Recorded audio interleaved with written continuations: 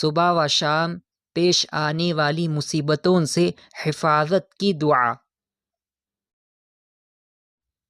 فضیلت و حدیث۔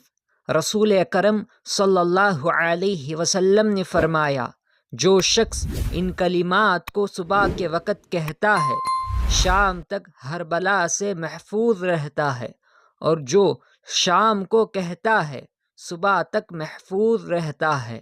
سبحان اللہ و بحمدہ، لا حول ولا قوة الا باللہ، ما شاء اللہ کان وما لم یش لم یکن، اعلم ان اللہ علی کل شیء قدیر، وَأَنَّ اللَّهَ قَدْ أَحَاطَ بِكُلِّ شَيْءٍ عِلْمًا۔